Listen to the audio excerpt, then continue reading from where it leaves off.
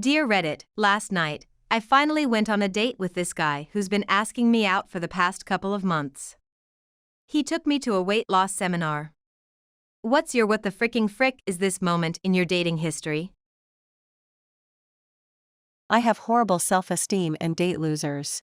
I'm divorced over 10 years. Went on a date with some internet dude and he wanted me to stay over.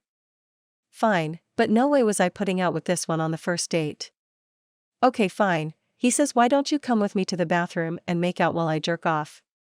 This has become a go-to line with my friends. A guy's dad dosed me with holy water before our first date to make sure I wasn't a demon. I was on a second date and this guy said he wanted to cook something elaborate for me. I met him at his house, he shows me his freezer and asks me to pick a frozen dish, which he then puts in the microwave for me. Seriously, WTF material. I went out with a really gorgeous girl who I didn't know was bipolar and off her meds. She wanted to drive, so we took her car. We went to dinner, which was fine, and then a movie, where she got more and more agitated and then excused herself. I thought she was going to a bathroom, then said out loud, "No, she's bugging out," and walked out and found her in the parking lot searching for her car. She screamed at me that I'd been making fun of her, the people in the theater had been making fun of her, and the people in the movie had been making fun of her. I got her calmed down and got her home, and on the way found out she's bipolar, she had stopped taking her meds, she was into self-harm. She beat her face black and blue right there in the car. And the car was stolen. She kept calling me after that asking when we were going to go out again. Nope. Nope. Nope.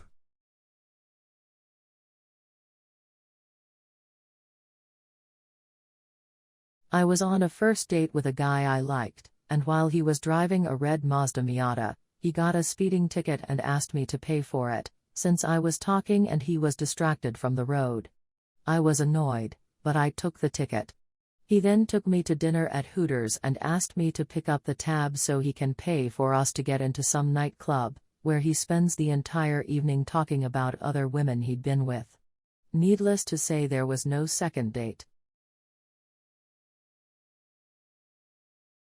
I went on a date with a Korean guy from OkCupid, who seemed really nice and was pretty nervous during the start of the date.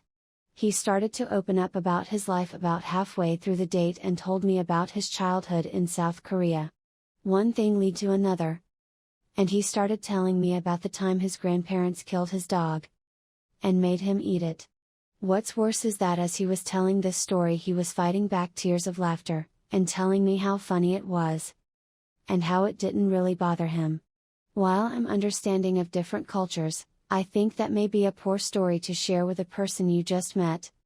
A person who in fact happens to love dogs and finds the idea disgusting. Needless to say, didn't contact him for a second date.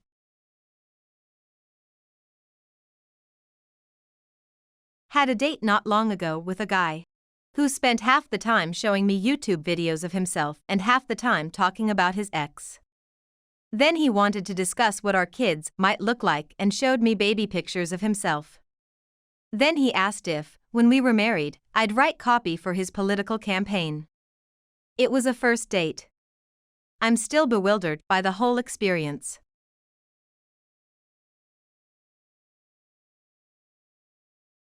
I have one, but it is not half as weird as yours, but still I'm a go ahead and share. So I met this girl on a dating website and she sounded like she had second thoughts when I asked her out. But still she came. So we went to a date in a restaurant and then to a park close by to take a nice walk. As we were walking, she seemed nervous and kinda withdrawn, just like the rest of the evening.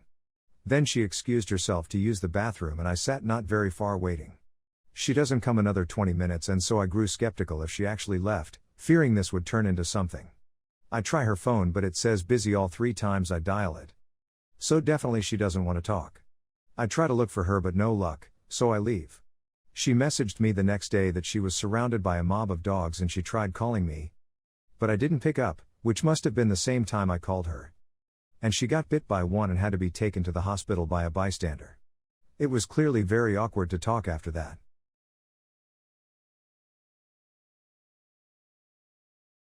Lol. I run a lot. and like to date others who are active or run. So every runner has a holy shit I've gotta poop and there isn't a bathroom for miles. We have all been there. Met a gal on Bumble and we're both runners. Decide to go on a trail run for a first date. Plan for an easy 6 miles. I made sure to go to the bathroom before the run, but about 2 miles in, my lower intestinal tract says ha ha ha. We need to poo. There's no porta johns in sight. So here I am first date, and I've gotta go. And still trying to run. I know if I can just make it to the parking lot there's a porta john. Somehow I made it to the parking lot. Needless to say the conversation on my end sucked cause I was worried I'd shit my running shorts. I did make it to the parking lot and promptly dash into the porta john and unload. Only problem is, no toilet paper. So a few minutes later I leave the porta john sockless and shirtless.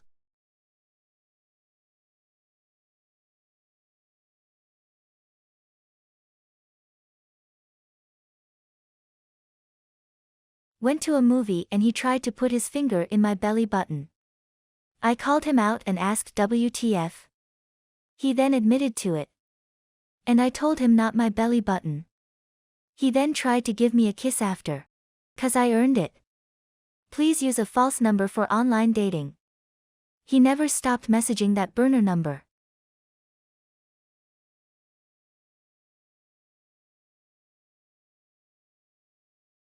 I went to a house party at New Year's with a cute girl I just met. And right after the ball dropped we started making out pretty hard. After about 15 minutes I started to feel fairly sour so we decided to head back to her place. Turns out I had come down with the full-blown stomach flu which ended up being intensified by the heavy drinking, from the earlier festivities. I had tried to convince this girl I didn't know that this wasn't from the booze and that something bad was happening to me.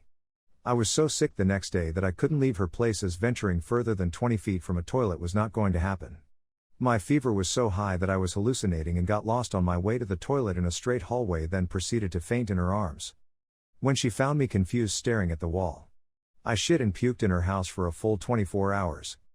Before I could muster up the energy and courage to take the 15 minutes voyage home to my sanctuary of safety and acceptance. Oh, and she lived at her mom's house. So that's the story of how I first met my mother-in-law. She's a very understanding woman.